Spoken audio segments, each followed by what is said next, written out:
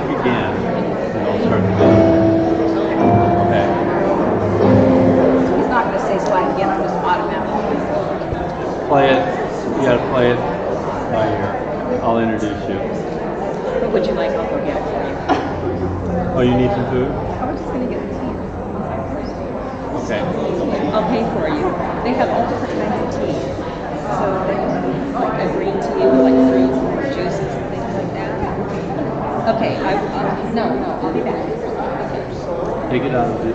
Okay. Would you do that for me? Please. Sure. You don't have to do it. I mean, I tried to get some other people who I thought would be competent in this, and they aren't. Yes. I'm going to go get my food. Okay. Thank you. I'll introduce you because I just want to be creative in my own troubleshoot. When are you going to be there? You're going to start at 6:30. Looks like I want to. Okay. Thank you. Well, last I did was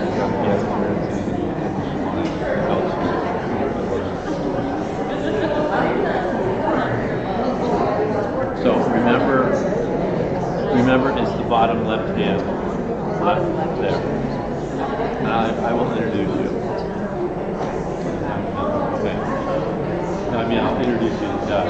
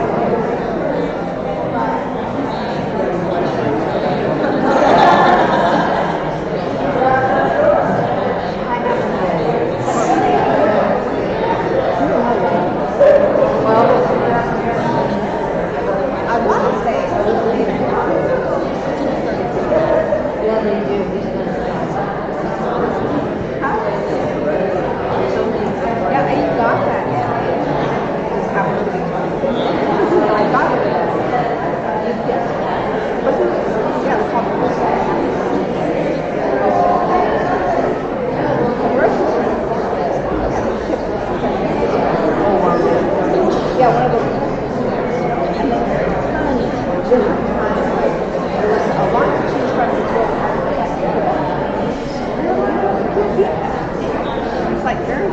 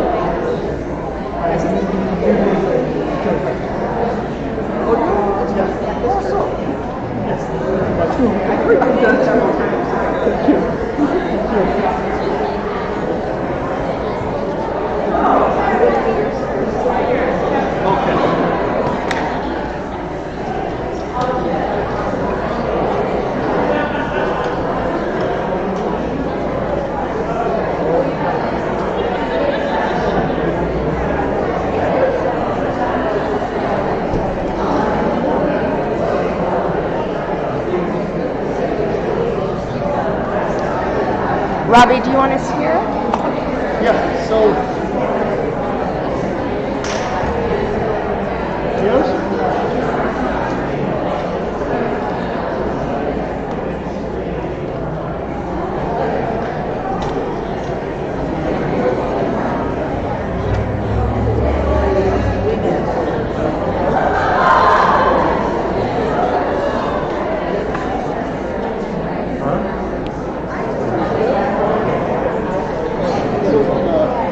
Like the food?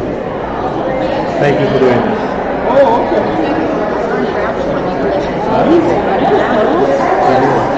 Wow.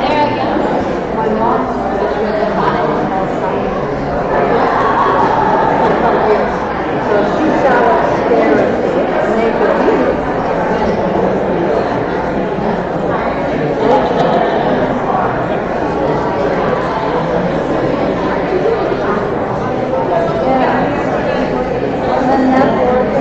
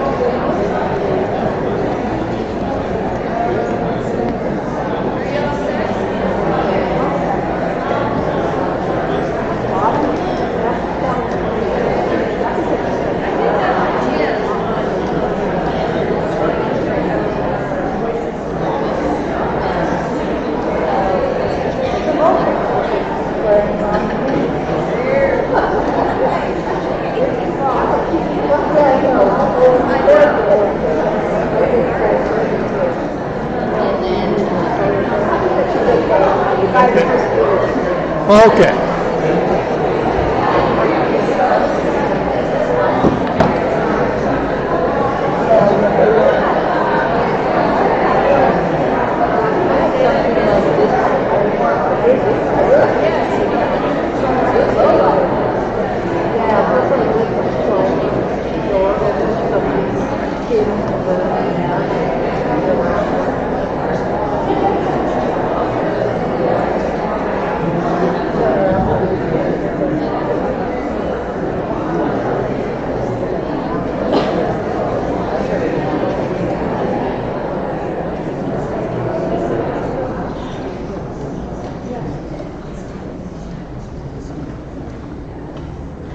Good evening. Thank you for being here this evening. My name is Jim Richardson. I'm the interim dean here at Trinity Cathedral, and it is really a pleasure to have you. I want to explain a little bit about where you are, and then I'm going to introduce the person who's going to introduce our guest this evening.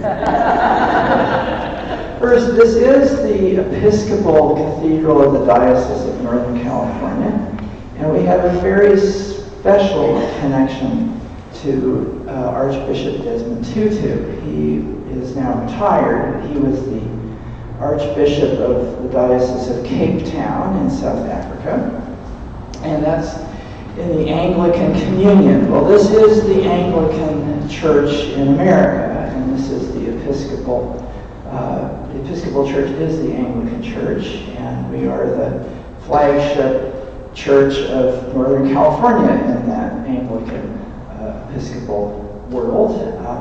And we do have a great connection to Desmond Tutu. When I was a seminarian in Berkeley, he came to our seminary, as you know, a very delightful, joyful, wonderful. We'll learn about Archbishop Desmond and all of that. So, a few housekeeping things.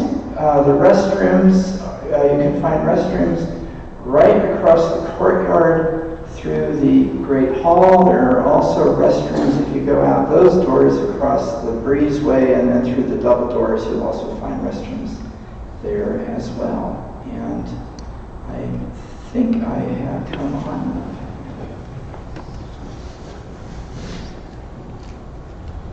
We need light because we are streaming and it's like this thing Okay. darkness. Jerry could hang on one. Why don't you come Okay. on up and a little bit like, okay, here we go. So, thank you. Thank you so much, Jim. Appreciate this. Good evening, everybody. So leave that. Okay. Should I come here? Step Yeah. out of the way of the air. Just Can you step- go there? Oh, of course. Okay. Absolutely. Better? Yes. All right. Good evening, everybody. Welcome. I welcome you all to this August gathering on behalf of Tibet House, California. We are here, of course, to hear a very illustrious speaker, and I will introduce him in a second. But before I do that, first of all, I want to thank Trinity for all the arrangements and their awesome hospitality on behalf of Tibet House, California. Myself, I'm Dr. Barnali Verma, and I will be telling you, first of all, a little bit about why we are here and what is TCV, or Tibetan Children's Village. So, Tibetan Children's Village is a group of schools that's run under the auspices of His Holiness the Dalai Lama. And the school is catering to children who are orphans, who have lost their parents either in the Tibetan uprising or otherwise, and Tibetan children who are sometimes willfully sent there by their parents because they would like their children to grow up freely in an environment where they remain true to their Tibetan culture. So Tibet House, California has been sponsoring children for Tibetan Children's Village for the last 8 years. It takes $40 a month to sponsor one child in TCV. So I really encourage you to donate. We will display a website where you can go online and donate, and I do encourage you from the bottom of my heart to do that. So now, having said that, let's talk about our speaker, who we are waiting for.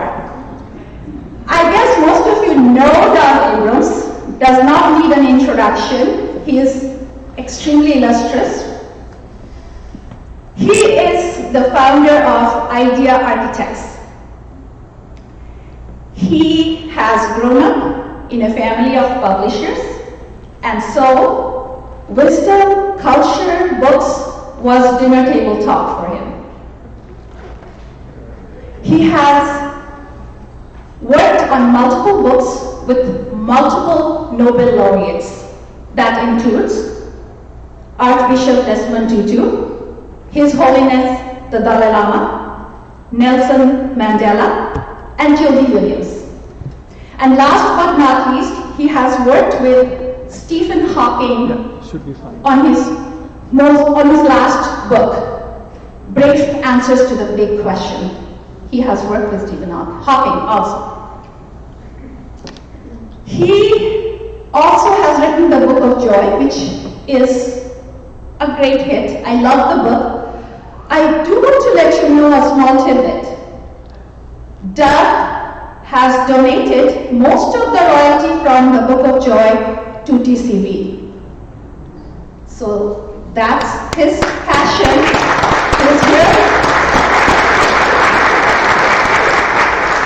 He's here for that passion. So I can't even thank him enough for donating his precious time to be here with us today in support of his precious cause. I'll waste no further time. I'll hand over this to Mr. Doug Abrams.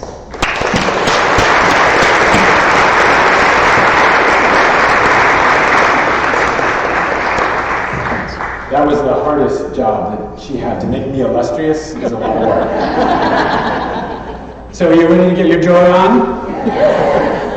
So I want to begin by thanking the Trinity Episcopal Cathedral for hosting us this evening, and Tibet House, California, for hosting this event. And most of all, I want to thank the students, teachers, and staff at the Tibetan Children's Villages, who I hear are watching our talk. Hello, it's great to be with you tonight. Can we say a big hello to them? So, I want to begin this evening by saying that it's just wonderful to be with all of you. Thank you so much for coming out. I am really the warm-up band for the Dalai Lama and Desmond Tutu. And you are actually going to hear directly this evening from videos that we took in Dharamsala, so it's really like you're going to be able to spend some time with them in this incredible dialogue that they had. And I just want to begin by saying that I'm delighted to be back in the Central Valley. We actually lived here when my wife was in medical residency, and we were raising our kids. And I want to say that it is the first slide will give you. It was a time of great responsibility on my shoulders, and if you show the next slide, you'll see why. So that's my brood, and you can see that it was a time of great joy and great responsibility. I also remember the 110-degree summer days, and you'll see in this next picture how my wife tried to cool down on those days in the refrigerator.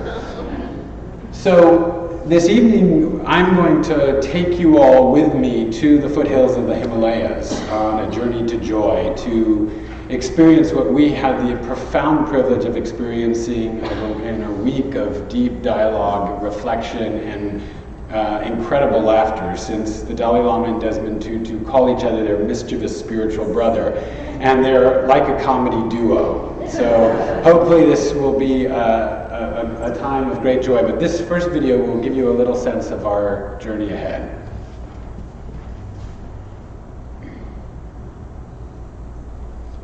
One more clip.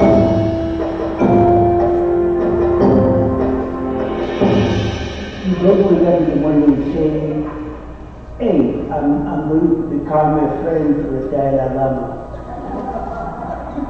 That happens. You see, he's not listening. I will not. He behaved like a holy man.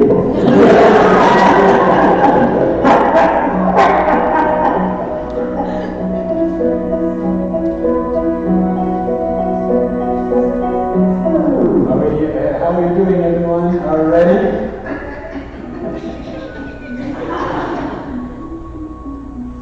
People images are good, you know.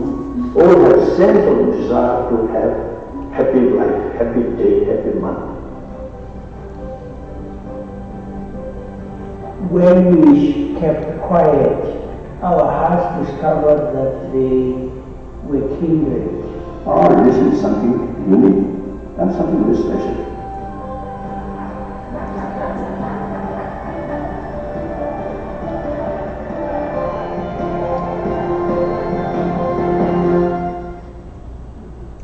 How do you live with joy in the face of adversity? That was the subject we were there to explore. And if you go to the next slide, you may want to know the answer to this question, which is kind of the elephant in the room, or perhaps the giraffe in the room, which is, how did I get to be so lucky as to stand between these two incredible men and to help facilitate this dialogue? So, like so many of us, my journey to joy began in a place with some significant sorrow. And as I grew up in a loving household in Manhattan, I also grew up in a home that where there was depression. And my journey from that experience to this mountaintop experience was my personal journey to joy. And at the age of 7, when I was a boy in Manhattan, on the 20th floor of an apartment. I was one leg over the balcony trying to decide whether I wanted to live. And it really was at that moment that I realized that I had a choice, not only in terms of whether I lived, but also how I lived. And many years later, my life work has become helping give people choice in their life, working with visionaries who are creating a wiser, healthier, and more just world, and helping us individually and collectively to make better choices in our lives and for our society. Thank you for the next slide. That's perfect. No, the next question that many people want to know is, how did it all begin? And like so many good things in life, it began with, please, next slide. And next slide. Sandwiches.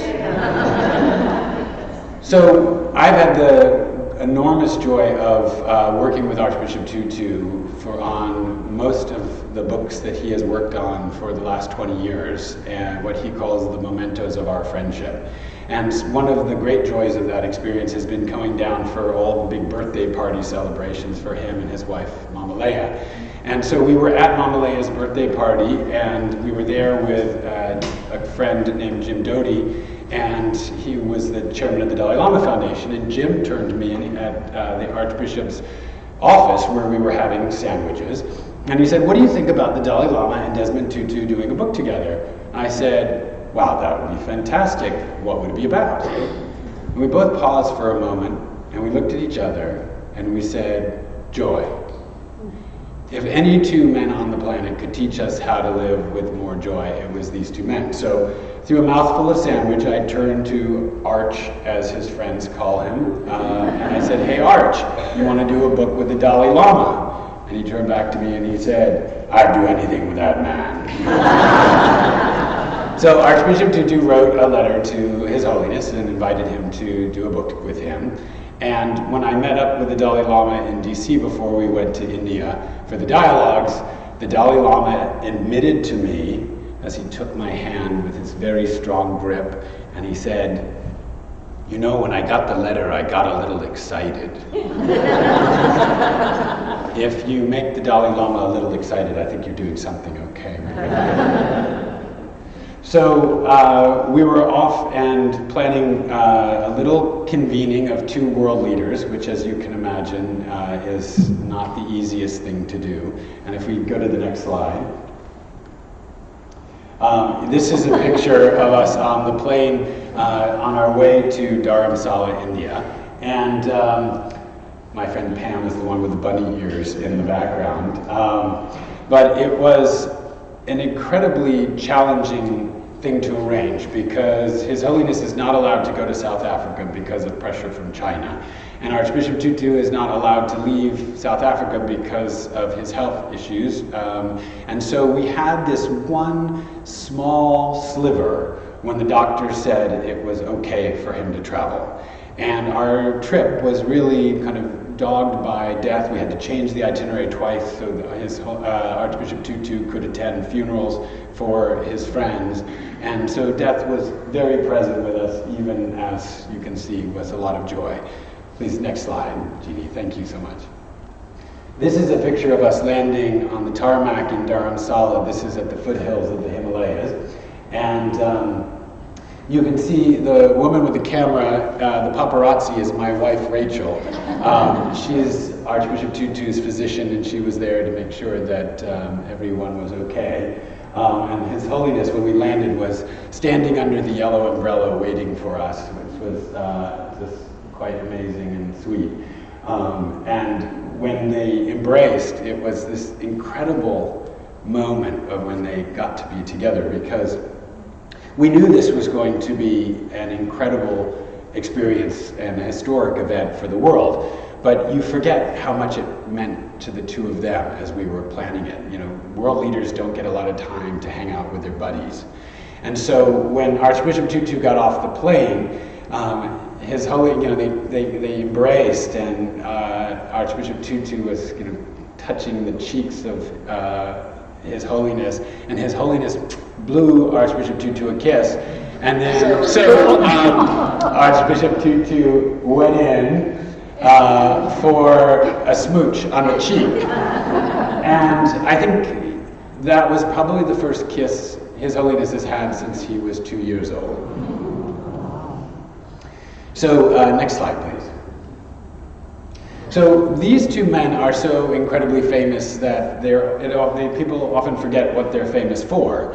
And since many of you probably are connected with Tibet House, California, you may know about His Holiness. But for those who don't, Tenzin Gyatso was recognized at the age of 2 as the 14th Dalai Lama and whisked away from his farming town, village where he grew up to the 1,000-room Potala Palace in Lhasa, where he ultimately was trained to become the political and religious leader of the Tibetan people. At the age of 15, he became the political leader shortly before the Chinese invaded Tibet, and in 1959 he fled into exile into India, where he remains in exile in Dharamsala. Next slide, please. Desmond Mpilo Tutu was the, as you heard from Ardeen, it was the Archbishop of Southern Africa. And while Nelson Mandela and most of the anti-apartheid activists were in jail or in exile, he became the de facto leader of the anti-apartheid struggle, which was the struggle against the racist regime in South Africa with the goal of creating an egalitarian and democratic republic in South Africa. And literally, I can tell you about a meditation walk I went on with Archbishop Tutu, which showed me how he marched around the world. And if you in the question and answer, I can tell you that story. But these two men are so loved and revered around the world, not because they have Nobel Prizes, not because they're the leaders of their traditions, but because they think only of humanity as a whole. Next slide, please. So, to that point, the Dalai Lama was adamant when we were in DC that this book should not be a Buddhist book. It should not be a Christian book. It should be a universal human book about the nature of joy and happiness in our lives and in our world in the face of our individual suffering and the suffering in our world. And they asked me to bring the science to confirm or contradict what they had to share. Next slide, please. As I mentioned, we were quite aware of the footsteps of death, and we were quite clear that this might be the last time that they would ever be together in this life. Next slide, please. So, at 3 o'clock in the morning each day, the Dalai Lama gets up to meditate, and I get up at 3 o'clock in the morning only when my demons get me up. So the night before our dialogues were to begin, the demon that got me up was the demon of self-doubt. As I was ruminating on the question, when exactly is Oprah Winfrey or Anderson Cooper going to arrive so I can sit down and turn the questioning over to them? So I got up out of bed at 3 o'clock in the morning and I went out onto the balcony of the hotel. And suddenly I was transported back to the balcony of my childhood. And I realized the long journey that had prepared me for that dialogue. And I remembered something that Archbishop Tutu had said to me. He said, "Sometimes you're the one in the room." And that's the truth for all of us. It doesn't matter what our limitations are. It doesn't matter what our talents are. We're the one who's in the room and has to be there to make whatever is meant to happen, happen. And when I was able to release the fact that it wasn't about me and my limitations, and that I was there just as the people's ambassador to ask these questions of these incredible men, all of that worry fell away. And I heard that still small voice that we all have in us that said, start with gratitude. And after that, the entire week was one that was filled with bliss. Next slide. So this is a picture of the first morning when we began our dialogues, and there were 5 film cameras there filming everything. We had a whole book to get, over 1,000 questions from around the world, no pressure. And I had heard this story, even more pressure, I had heard this story that the Dalai Lama, when he looks into your eyes, can look directly into your soul. So that first moment when I sat down to begin and looked into the Dalai Lama's eyes, I wonder what he would say to me, what he would see in my soul. And what he said was, button up your shirt, your chest hair is showing. So clearly I have a very hairy soul. Next slide, please. So day 1 was focused on the nature of true joy. So joy is so often experienced as a fleeting emotion, something that comes and leaves without any of our will or choice. When we're having a nice piece of chocolate cake, or next click, we're listening to it, and in a fleeting state, like joy is experienced by so many of us, and turn it into an enduring character trait, which is what these 2 men are living. How do we take something that's so often experienced just as the experience of pleasure and pain of the 5 senses and turn it into the kind of enduring radiance that these 2 men experience in their lives? Next slide. This is a little clip from our dialogues. Everybody seeks happiness, joyfulness, but from outside, from money, from power, from material, from big car, from big house. The ultimate source of happiness is within ourselves. Love, kindness, not machine, not technology, not money, not power. We find a deep dissatisfaction in out and out materialism. Because we are doing for something creature always. We are looking for the infinite.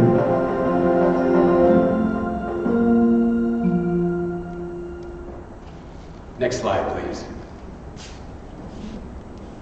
So we went to the scientists and they told us that there were 4 fundamental human emotions: fear, anger, sadness, and joy. That's it. Those are the 4 notes on the keyboard of human emotional life from which we create the symphonies of our lives. And as you can see, 3 of them are often considered negative emotions, or as the Buddhists call it, afflictive emotions. We spend a lot of time in fear, anger, and sadness. So basically, joy is really what we have as a foundation to create all of the satisfaction and contentment that we experience in our lives. And this, actually, as we were talking about this, was one of the places that the Dalai Lama and Archbishop Tutu had a little bit of a debate. Because the Dalai Lama said that we can cultivate something called mental immunity, which, like physical immunity, protects us from getting sick. Mental immunity can prevent us from experiencing fear, anger, and sadness. And as we cultivate our practices and our minds and our hearts, we develop this mental immunity that makes us less susceptible to falling into or dwelling in those negative states of fear, anger, and sadness. Now, Archbishop Tutu said, yes, that's all very true, but because we are human, we're going to feel fear, anger, and sadness. And we should not add blame or shame to that experience by giving ourselves guilt for just being human. Next slide, please. They told us that joy is greater than happiness because fundamentally, happiness is dependent so often on our external circumstances. Whereas joy, as His Holiness was saying before, is an internal experience that we have access to at any time. And I said, really, like any time? And the most extraordinary story and example of that comes in this next slide. This is a refugee camp in Sudan, where the refugees don't know if their children are going to have food or water or be attacked or going to be safe. And Archbishop Tutu was there with a delegation.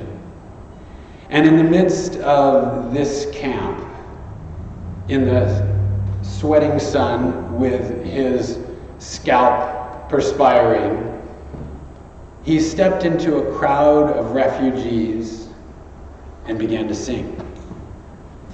And the refugees began to sing. And then he began to dance. And the refugees began to dance. And that night my friend Shannon, who was with him, said, "Father, how is it possible that you can be joyful in the most despairing place on the planet?" And he said, "Sister Shannon, it is not that I am not sad. It is not that we do not cry. But even in the midst of our sorrow and in the midst of our tears, we can bring joy to one another." Next slide, please. So this is a picture from the first lunch that we had on the arrival in Dharamsala. And during the dialogues, I asked His Holiness Archbishop Tutu about the difference between joy and pleasure. And I asked His Holiness if, as a Buddhist monk, he had renounced pleasure. And he said, "Sex, sex." And Archbishop Tutu said, "Did you just say that?" Well, as far as I know, I'm here to say that His Holiness has not renounced his vows of celibacy, but I can tell you that at this lunch, when I was sitting next to him, he turned to me with his bowl of Tibetan rice pudding, and he said, "I love this." And I was so glad to see that an enlightened master can still enjoy a good bowl of rice pudding. Next slide. So day 2 and day 3, we were focusing on the obstacles of joy, because the book was not meant to be some lofty preaching of "don't worry, be happy." It was really about how do we experience this joy in the reality of all of the obstacles to joy, whether those are frustration and fear and anger, all the way to illness and death. And this next clip, I believe in the next, is taken from those 2 days. You are made for perfection. You are not yet perfect. You are a masterpiece in the making. It's like 80 years old. Still, I consider a student. Really? Really? Every day, learning. Yes. You are wonderful. Oh, I expect that wonderful comment. We see you so serene and calm. But why the time when he too...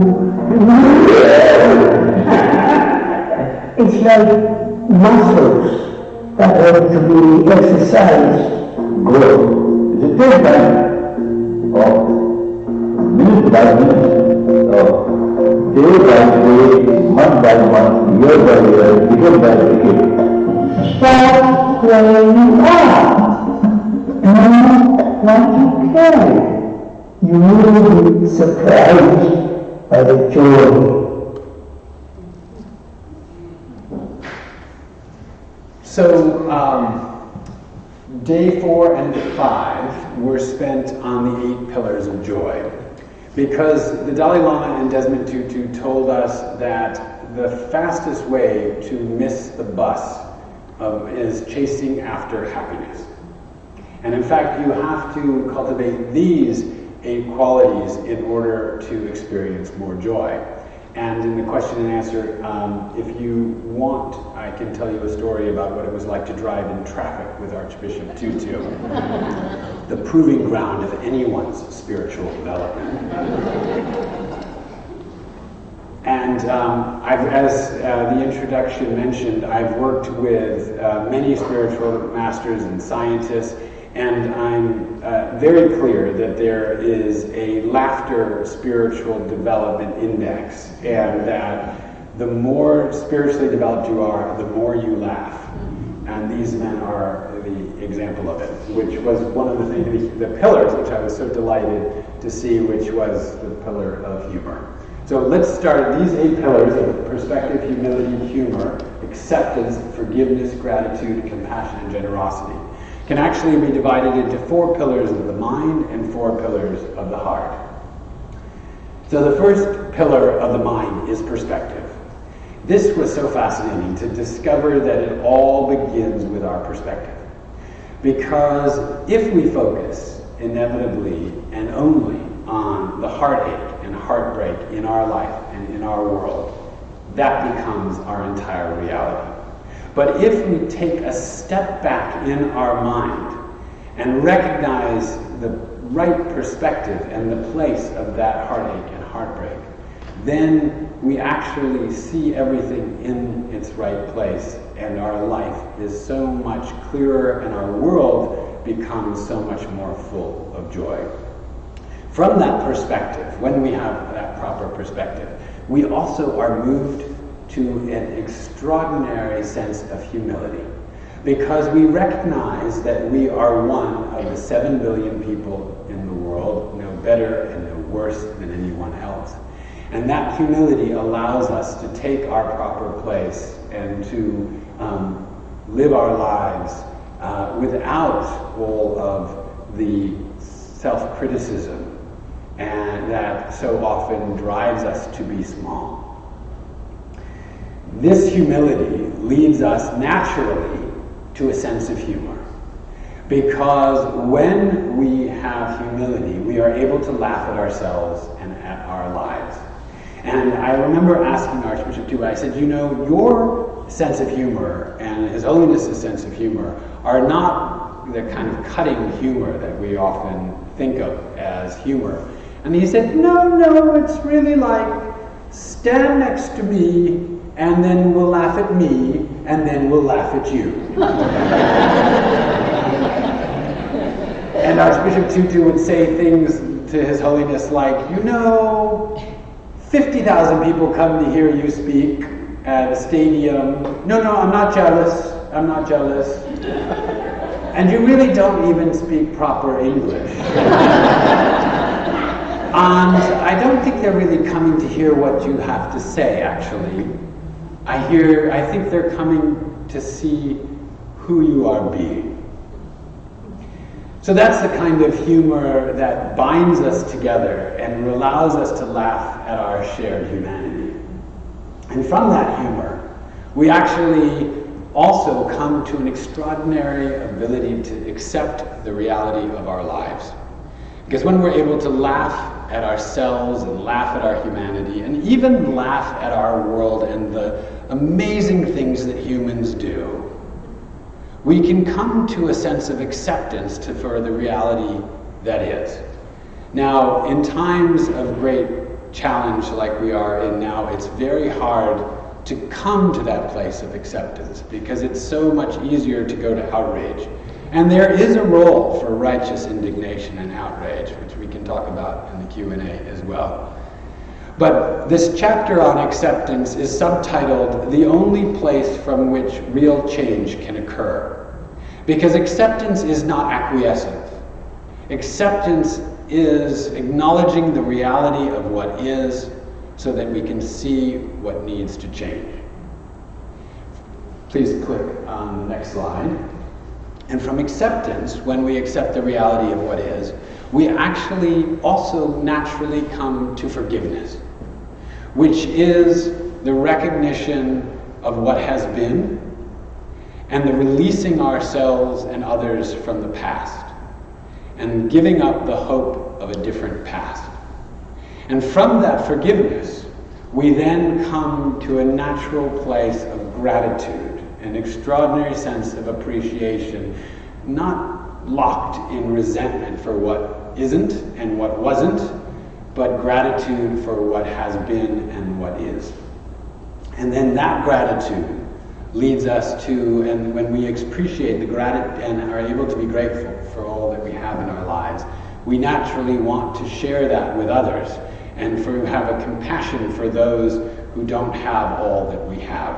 And that moves us to compassion and ultimately to generosity, which is really compassion in action. And generosity is not just generosity materially. I know the church is having its fundraising drive. Please give liberally. Tibet House, California is also needing your funds. But also what we have to give is not just our money, but also our time. And fundamentally, and the Tibetans, Buddhists call it a spiritual counsel that we have to give one another.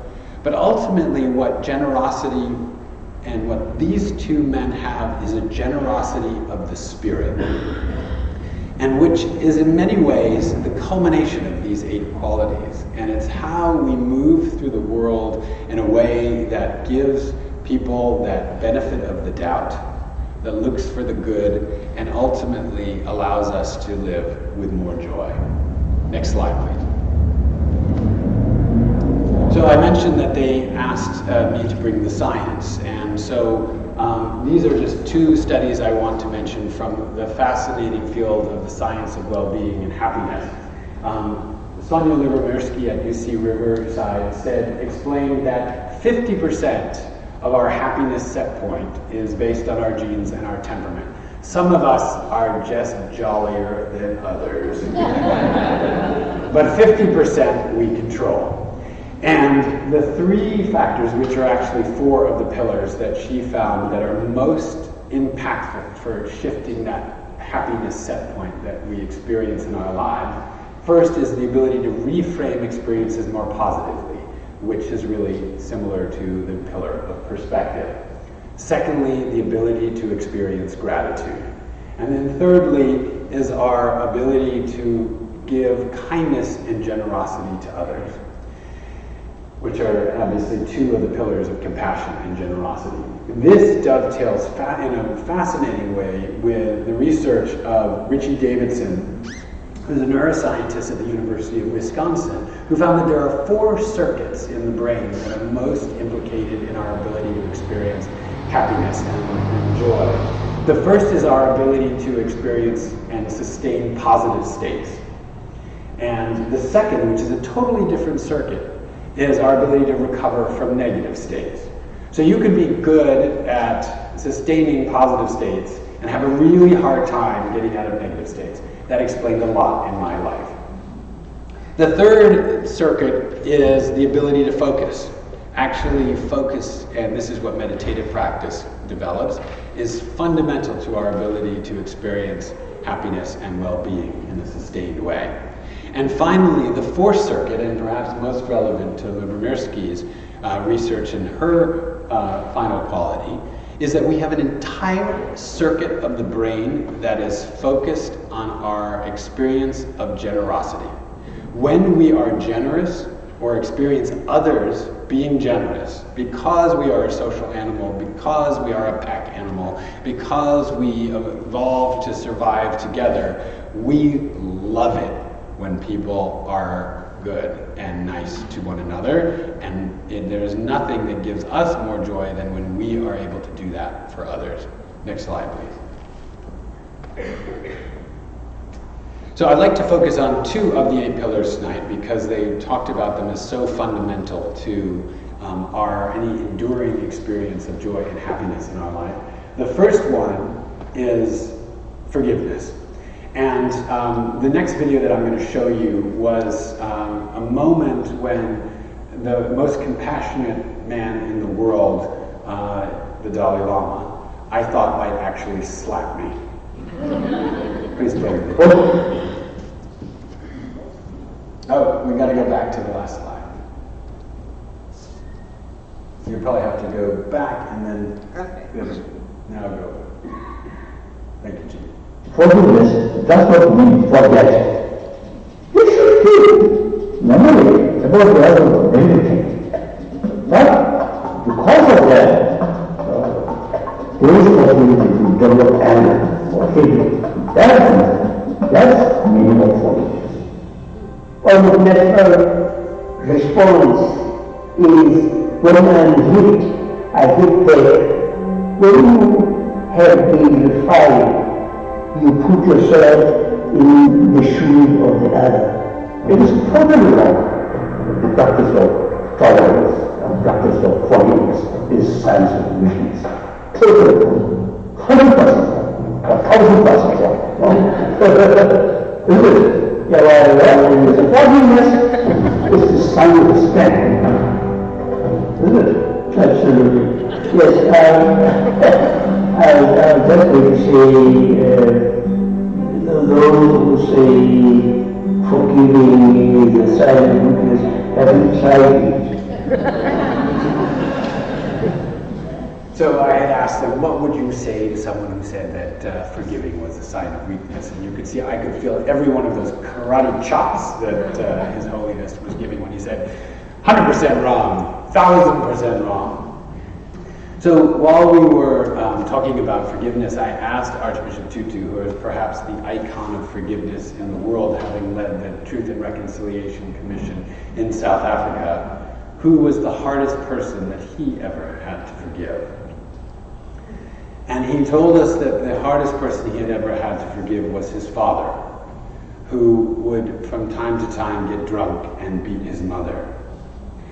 And he told us a story that we're going to share with you of when he would drive his children. He had to drive his children to Lesotho to get an education, because in South Africa they couldn't get an education as blacks that was anything but Bantu education, which was basically made to raise the children of the black families to be servants.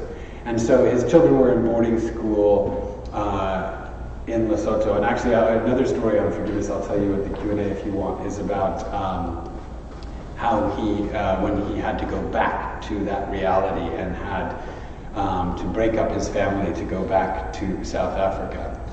But he was on his way to Lesotho to drive his children back to boarding school, and he went, because there were no hotels or motels that would let blacks stay in them, they had to stay with his wife's parents, and they stopped off to see his parents, and this is the story of what happened. I was really exhausted when my father said he wanted to talk to me. There was something he wanted to tell me, and I was too tired and I was headachy, and I said, no, we'll talk. Can you talk tomorrow? and we left to go to Leah's home, and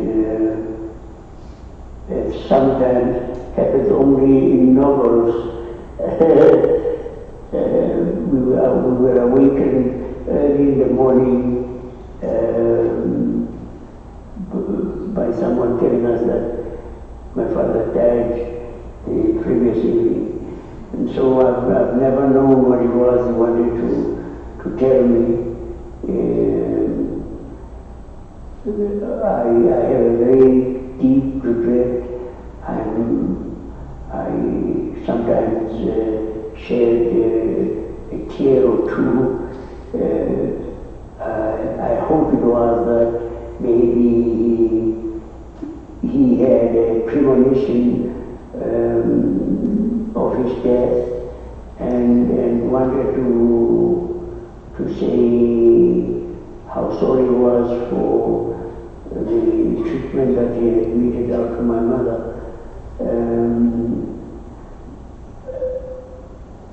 And so yes, I regret that.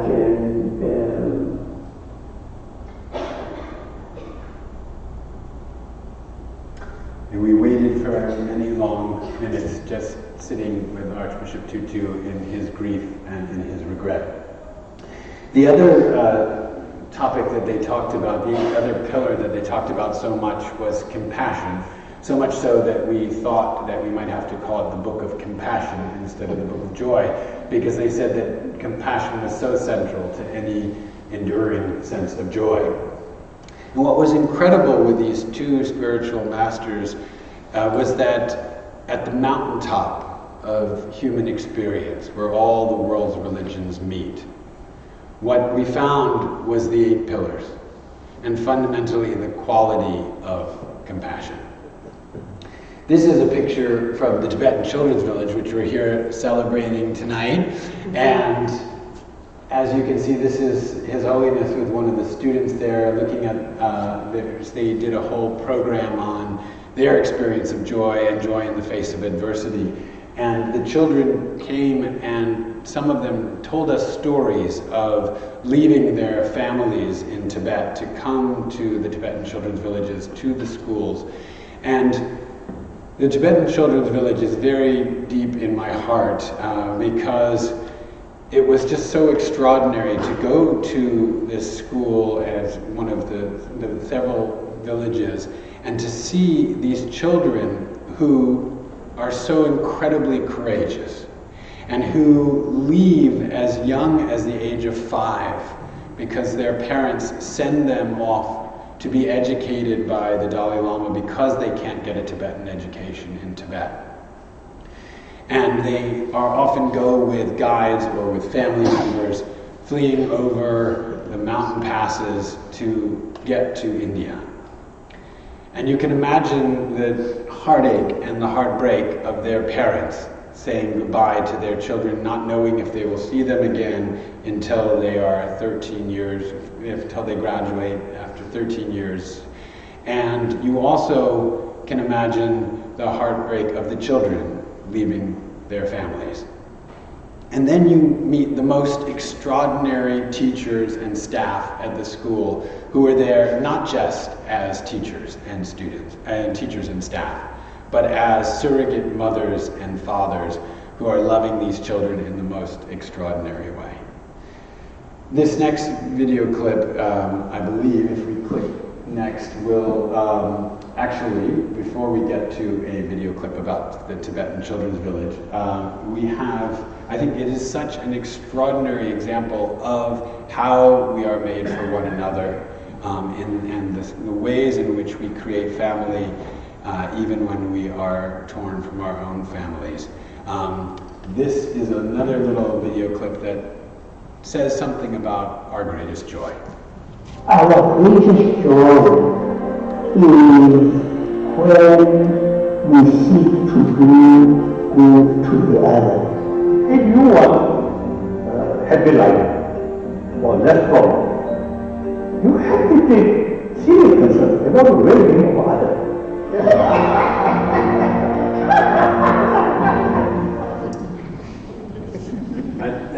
You want that laughter as your ringtone, don't you? So, as I was saying, relationship, they came back to again and again, the joys of our relationships with one another. And really what was so extraordinary throughout that week was to see the joy in their relationship and this incredible model of the kind of unconditional love and joy that is possible in all of our relationships. Next slide, please. One of the most amazing things that Archbishop Tutu said in our time together was he said, and these have become the watchwords of my life, when you go beyond your own self-regard, you will be surprised by the joy. Next slide. So the Dalai Lama and Archbishop Tutu were teasing each other all week long about who was going to heaven and who was going to hell. Because of course His Holiness was saying as a heathen he was going to hell, but maybe because Archbishop Tutu was definitely going to going to heaven, he could, hold on to his skirts and get into heaven. And at one very poignant moment in their week together, His Holiness turned to us and said, I've decided. I don't want to go to heaven. I want to go to hell. There are more people there I can help. Next slide, please. This is a picture of the Dalai Lama's private meditation room, which was such a privilege to get to go to because we had heard that people who have been working with him for decades had never set foot in this room. But thanks, we rode the coattails of Archbishop Tutu and were invited in to that room. You can see on the right, the blonde woman is my colleague, Laura Love, who's with us tonight, my amazing colleague who was so instrumental in making the week together happen. And I'm also here with my amazing new colleague, Rachel Newman. The motto of our company is genius is a collaborative process. Because to make I get to stand up here and what was the word that was used? Illustrious. But the light that is reflecting off of me is the light that is created by our incredible team and all of the people who made this week happen. So this was quite an amazing experience to have the Dalai Lama teach us to meditate and have Archbishop Tutu give the Dalai Lama Eucharist, which was quite controversial, of course.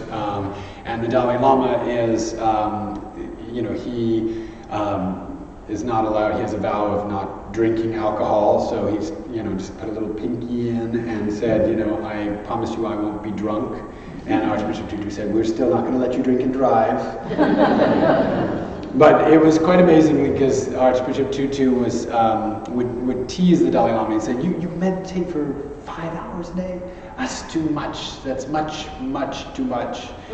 Not mentioning his own 4 hours of meditating and praying every day. But you could see, when they were getting to share their practices with each other, it was like these two spiritual Olympians getting ready. And the Dalai Lama was like, well, I'll just start off with a little death meditation. So in the Q&A, if you want, I can tell you about what the Dalai Lama's death meditation and what he says happens after a death, just if you're curious. Next slide, please. So this is a video from the library at the Tibetan Children's Village, and these are some of the amazing children at the Tibetan Children's Village. And they shared their stories of leaving Tibet with us. And we don't have this subtitle because this is new footage, but you, I think, can feel as much as hear what they're saying.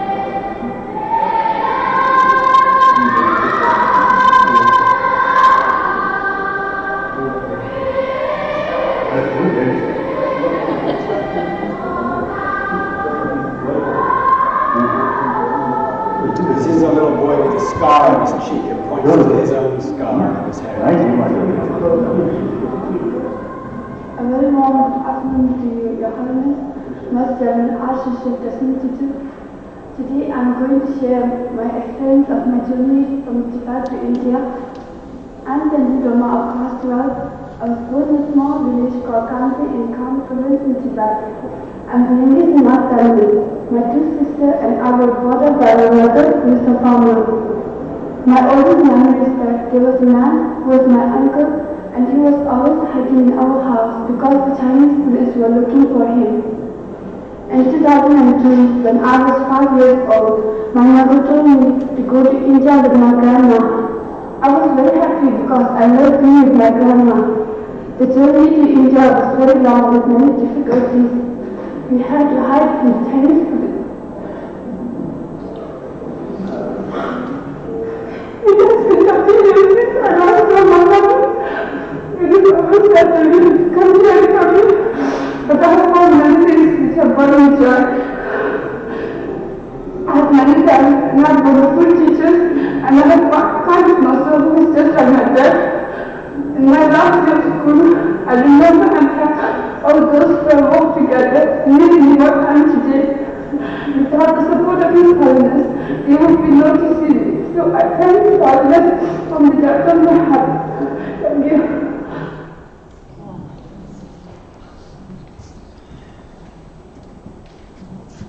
So this is when we left the library, we came out to, and we threw a small birthday party for the Dalai Lama with 2,500 people. And these are some of the students at TCB. You guys are so beautiful. Aren't you amazing? You're incredibly beautiful.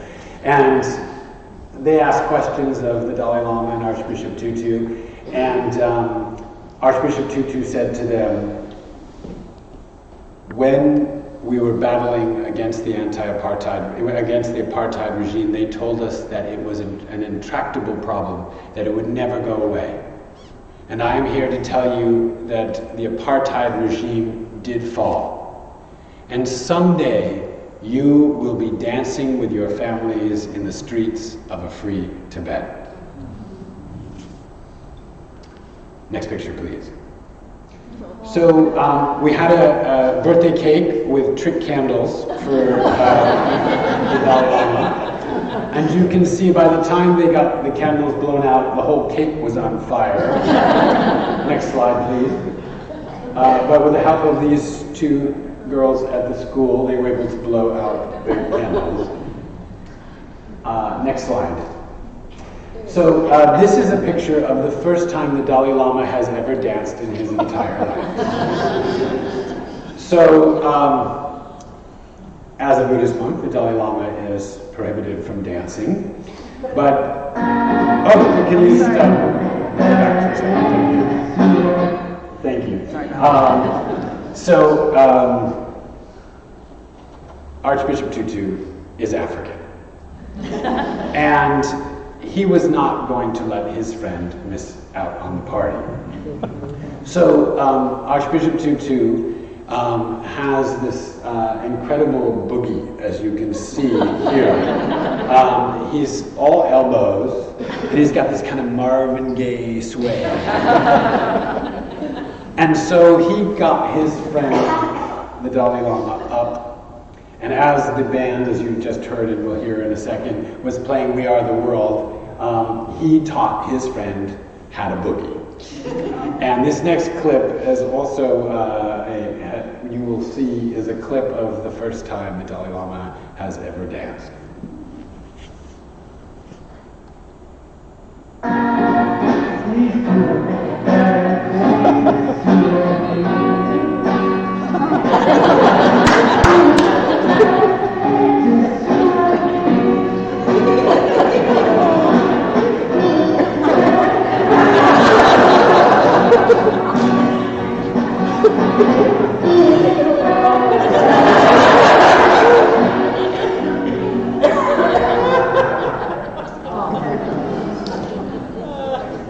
Dalai Lama did a pretty good job.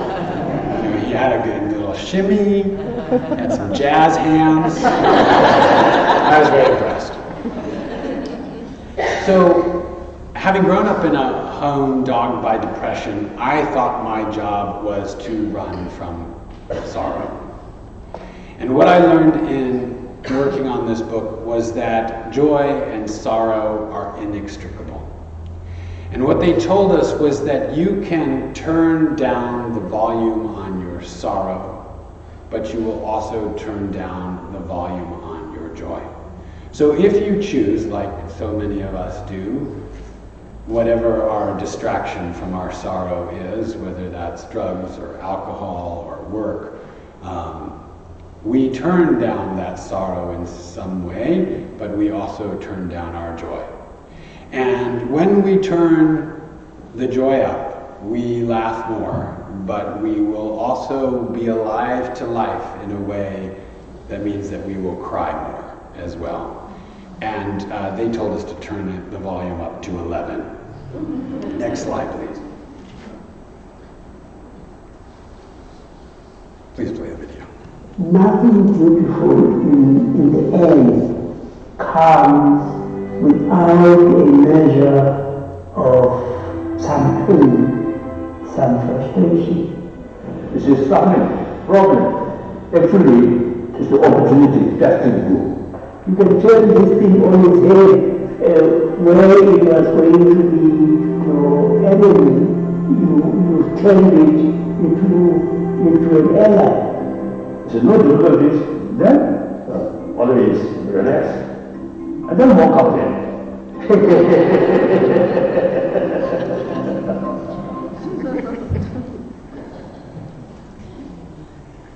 So, several months after our time in Dharamsala, I was with Archbishop Tutu back in South Africa when the Paris bombings struck.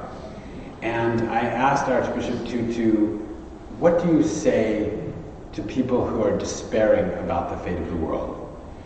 And of the 1,000 questions and more that we received, the most asked question was not how can I have more joy in my life, but how can I possibly live with joy in a world so filled with suffering? And Archbishop Tutu said, you have to remember that it's like 2 steps forward, 1 step back. If you think of the long sweep of history, and you think about the role of women, for example, we are making progress. But it takes time for us to learn to be human. Next slide, please.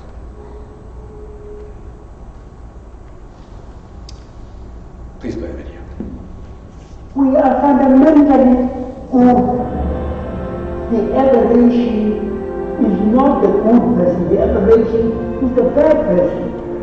People who see newspapers, you must believe that one only event on this planet.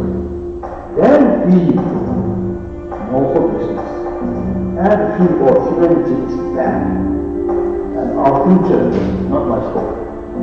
Yes, there are very sad things, very negative things, but at the same time there are much more positive things. People are fundamentally generous. You and you and you and you have the potential to be instruments of incredible compassion and forgiveness.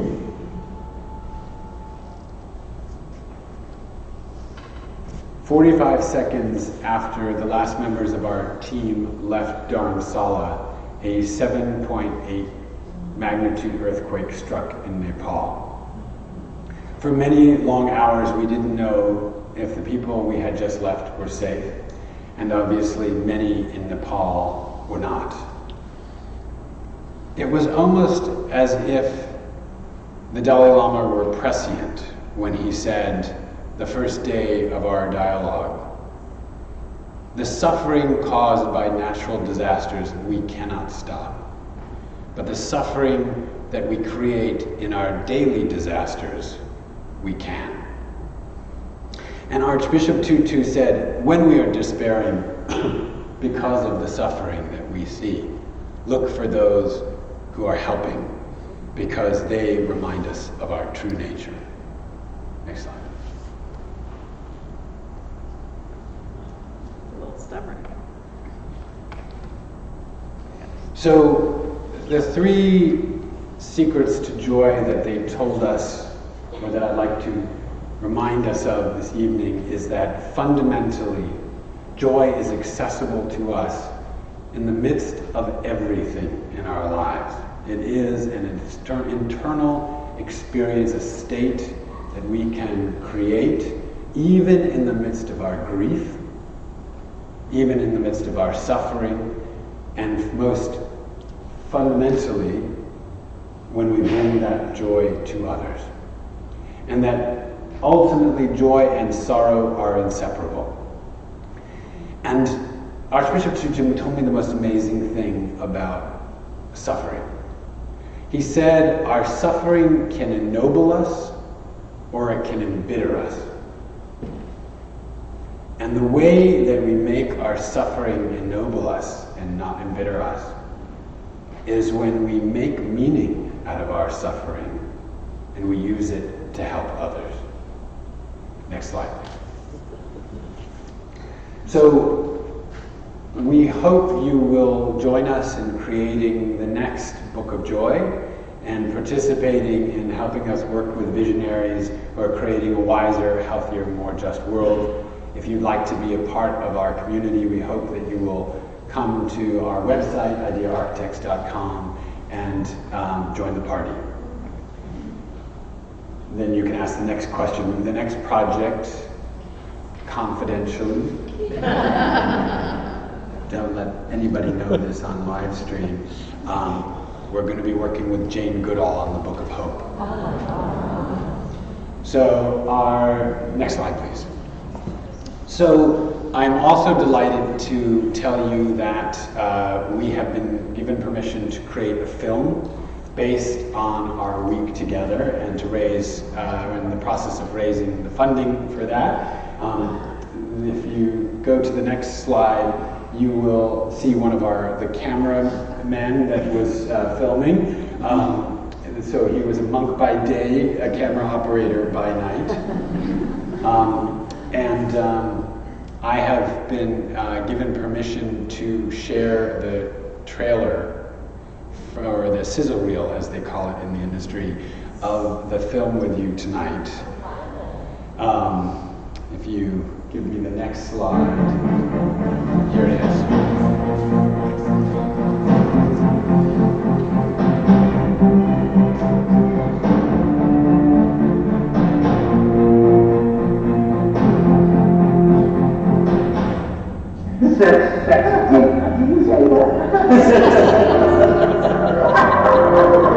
And then in the movie, that wasn't Christmas. You see, you're with me. I'm younger than you, so more energy. You are mischievous. You behave like a home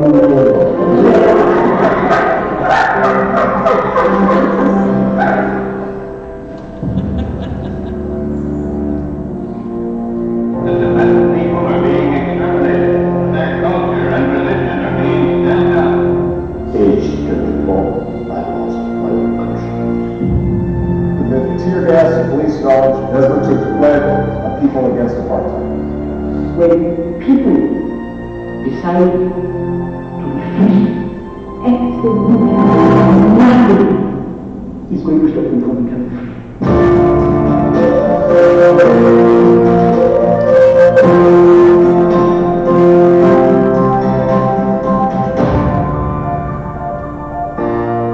The two of us have been given an extraordinary opportunity.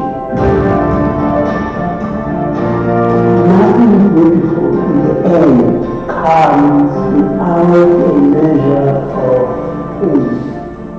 Ultimate source of happy life, inside, not outside.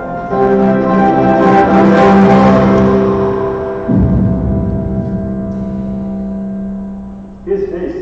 You see, this picture, special picture, I think at the time of my death, I will remember.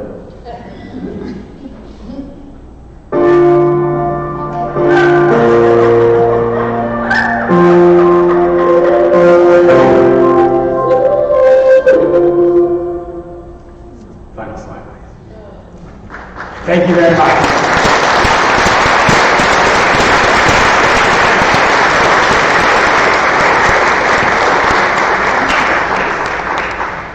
So thank you. This is truly joyful. We're going to take a few questions. I'm going to hold the microphone, so don't even try to grab it from me. Well, I'm going to start the first question. I want to hear about Archbishop Tutu in traffic. Awesome. Well, so when I was in college, the anti-apartheid struggle was kind of our Vietnam issue. And I had the privilege of being involved in it in some small way at my college. And Archbishop Tutu came to speak, and he was this towering figure of moral virtue, even though when I eventually hugged him, he's about half my height. And I wanted to know, how does a man like that drive in traffic? So when we began working together, I actually had the opportunity to drive with him in traffic and interview him as we were driving in Florida. And we were driving along the freeway, and somebody cut him off. And he said, "There are some incredible drivers." That's not what I would say. And so what I learned from that response was he had the fear response that we all have, which obviously he was startled and afraid. But then he went on to tell me maybe, and I said to him, I said, "So what just went through your head?" And he said, "Well, maybe that driver is on the way to the hospital because their wife is dying of cancer, or their wife is giving birth." And then suddenly like that, it was all gone. Having that perspective shifted him out of that fear response and out of the potential anger that we have when our fight or flight is activated. And suddenly he was back in compassion and joy. Thank you. Questions? I'd like to come over here. You will stand up. I'll meet you halfway. Okay. So I'm getting messages from TCV. Oh, please, yes, we'd love to answer your questions. Yes. As you know, tell us your name first, please. My name is Aaron Cooper. I'm from the Bay Area. My wife and I came here just to see you. Oh, I want to thank you for the amazing presentation. I think I speak for all of us. It was very powerful, very emotional. My wife and I both read your book, and that in turn brought us here today. As you know, right now in Hong Kong, people are fighting for their freedom, as they have from the past. And I'm not sure if this was in your book or I read it somewhere else, but China claims the right to name the next Dalai Lama. Yes. What do you think will be the outcome of that, the fallout and the continued fight for freedom, not just for Hong Kong, but for Tibet and all the people in the area? Well, you know, I obviously don't speak for His Holiness or for Archbishop Tutu, and have to be very careful with political statements. But I will say that when we landed on the tarmac, we were in Dharamsala, we were kind of mobbed by the media, who were all there to find out why Archbishop Tutu was there, and Archbishop Tutu never wanted to miss an opportunity to call down fire and brimstone and to speak for justice. Use that opportunity to say, His Holiness, how many divisions do you have in your military? And someday the Chinese will realize that peace and freedom and democracy are cheaper than oppression and war. And so what I can say is that, as you may know, His Holiness is not asking for freedom for Tibet, but for a integrated kind of EU in China and Asia, for an autonomy for the different regions. And as you see the struggle that's happening in Hong Kong, it reminds me of what Archbishop Tutu says in the movie, which is when people decide that they are going to be free, nothing is going to stop them from becoming free. And we are living in a time of the rise of tyranny all over the world. And the risk of tyranny exists here, even in our own freedom-loving nation. And there is this extraordinary challenge in the human spirit between our desire for freedom and equality and justice and our desire for order, power, and dominance. This is part of what actually my conversations with Jane Goodall have been talking about.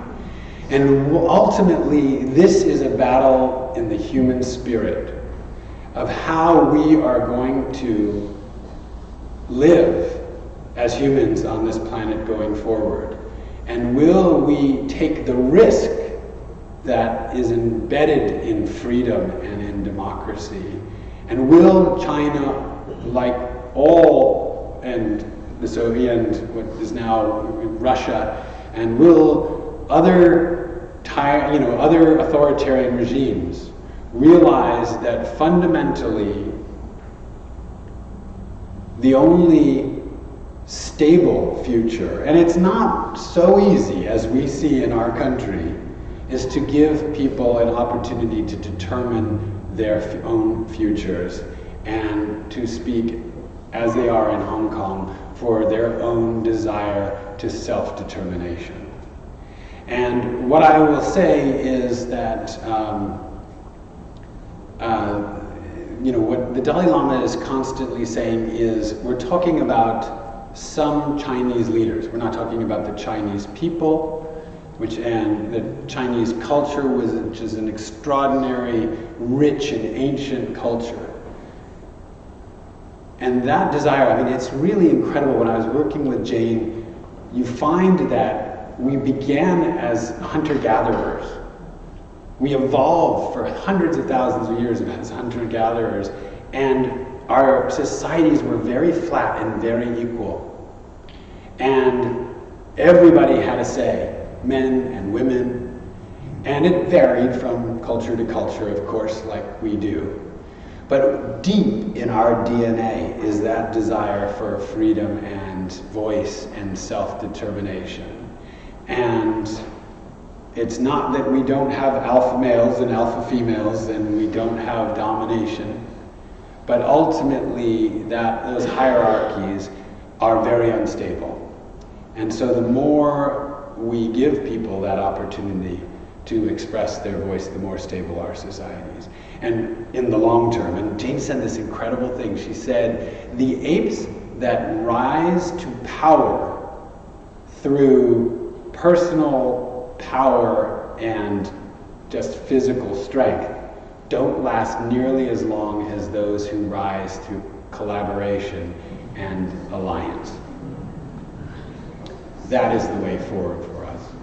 And the last thing I'll just say about this is that I think in a time of tyranny, joy is actually a revolutionary act.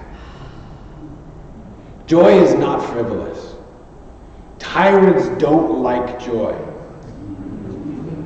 So if we get in touch with our joy, we are not turning ourselves away from the pain and suffering in the world. We are fueling ourselves for what is best in our humanity and strengthening ourselves for the great work of our time.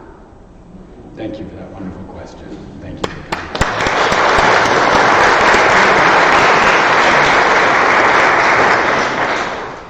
Someone else?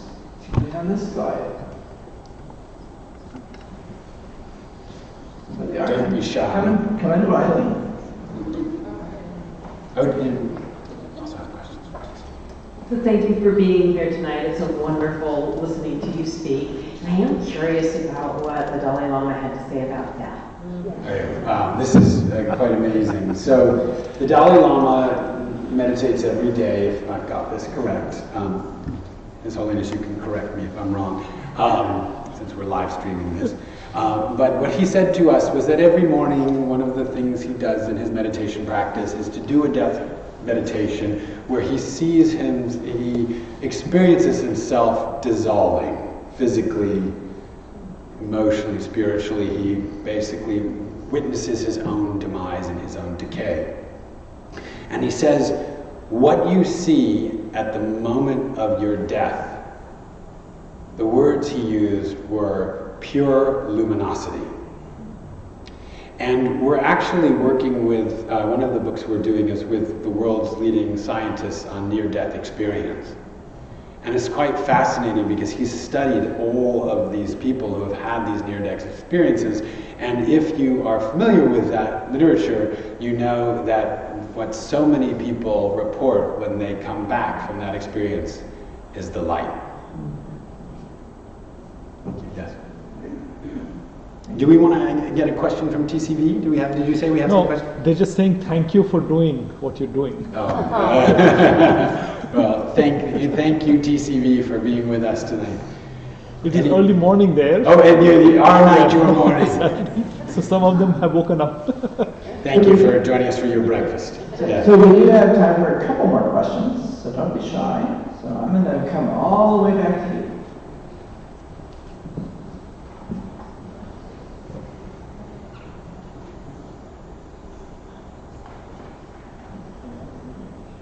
Thank you. My name is Christy, and I just started reading the book, and I saw this advertised, and I was just so thankful that this opportunity came up. So thank you. I'm so glad to be here tonight. Thank you for having him speak. My question was back to the opportunity you gave to go back to the story about Archbishop Tutu and having to go back to his family to break up his family, and I just wanted to get more information on that. Thank you, Christy. So I did a 2-day interview with Archbishop Tutu on his legacy and the work he's done in forgiveness. And he was telling me this incredible story about how they had gone to England for him to study, and his family had gone from being second-class citizens in South Africa to being regular first-class citizens in the UK. And they got the call that the church needed him in South Africa. And he and Mama Leah had to decide whether they were going to take their family back into apartheid, back into Bantu education, which fundamentally meant breaking up their family, sending their kids off to boarding school in Lesotho. And I said to him, have you ever asked Leah for forgiveness for the suffering that caused her?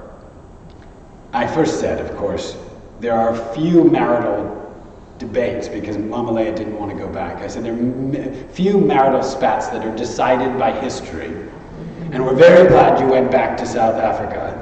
But did you ask Mama Leah for forgiveness?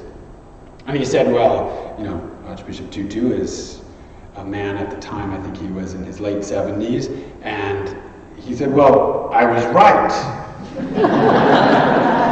And I said, yes, but did you ask her to forgive you? And, it was this amazing experience because I was pushing him, and you could see him start to move into defensiveness. And then he did that thing. The pause. That moment of freedom that we get from our practices, where he stopped himself. And he said, I've never asked her. And several weeks later, I got an email from Archbishop Tutu, and he said, I asked Mama Leah, and she said she had forgiven him years before.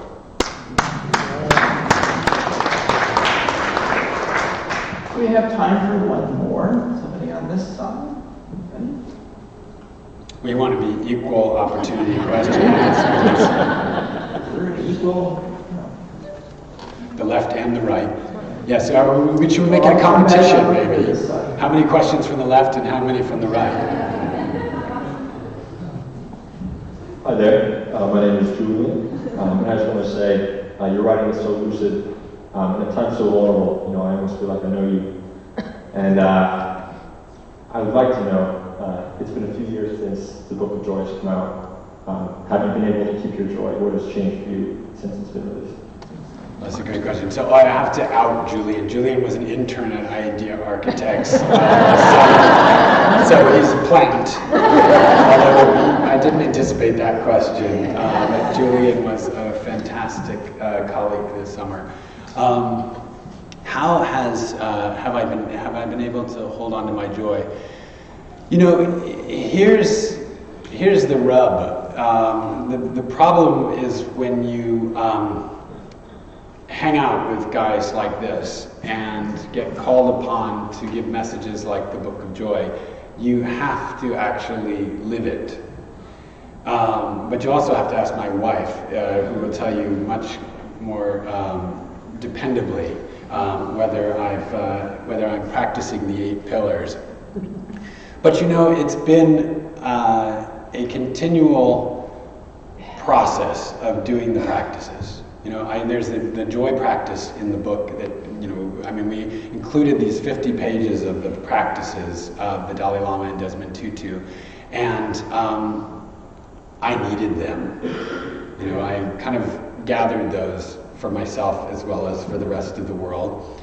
And at moments of great despair or challenge, I often turn to those practices, and particularly to the joy practice.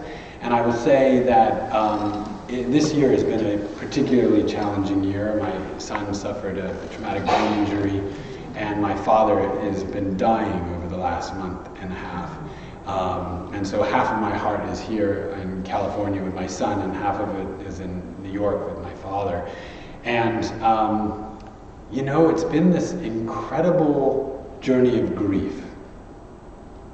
And that teaching and that learning from sadness, you know, so I was saying that, you know, one of the things I learned in writing this book with them was the value of sadness. And sadness is the human emotion that evolved to bring us together.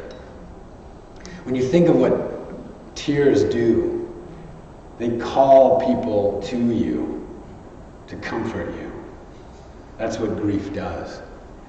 And in that grief, I've discovered this extraordinarily exquisite opportunity for intimacy. And so with my dad, as he's been dying, we've just had this time where, you know, I've been able to companion him, as he calls it, on the last leg of his mighty journey. And what I would say is that my reflex to joy is faster than it's ever been in my life, which is not to say that I don't experience all the human emotions, and as my colleagues will tell you, you know, sometimes more negative emotions than necessary. But, you know, what I think was so amazing about what they told us is it's not that you don't traverse the valley of the shadow of, you know, sadness and fear and anger, but you don't set up your house there.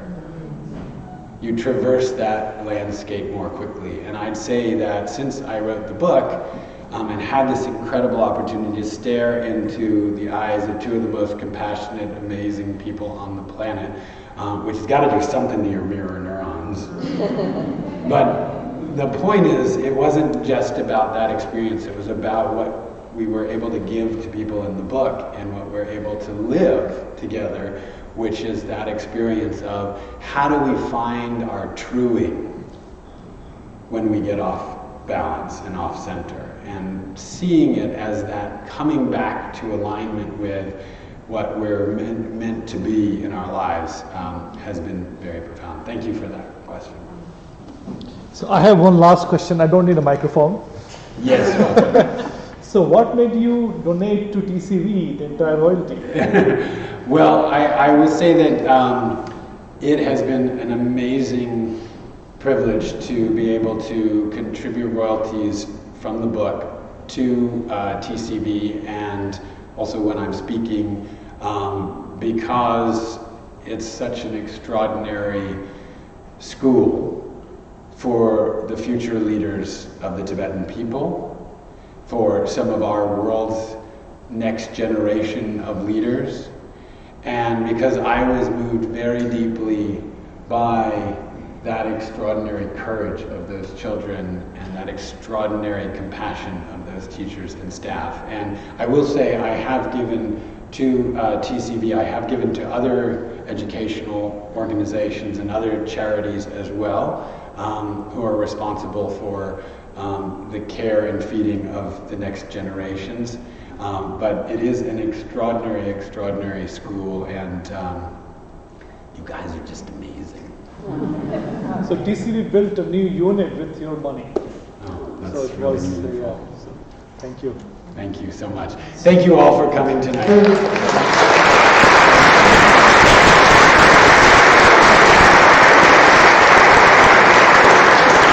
Well, thank you all for coming, and please come back here and practice your joy with us. We'd love to have you all, and thank you for gracing us with your words and your wisdom and your great experience. So, thank you. Thank you, teacher.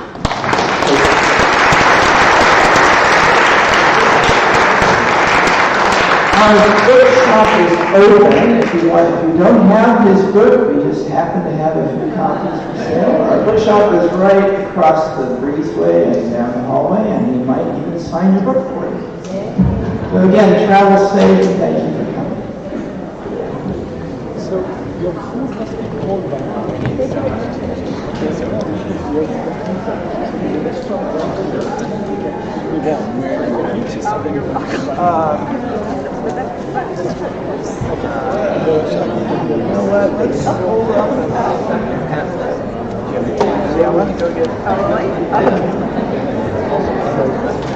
Hi, how are you? Good. So nice to meet you. You too. My name is Now.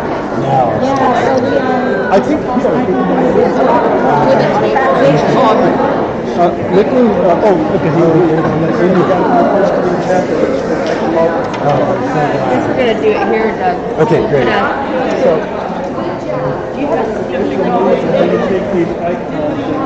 Or a Sharpie? We didn't bring a Sharpie. I have this pen. Oh, here's the pen. Okay, great. Oh, does he need a pen?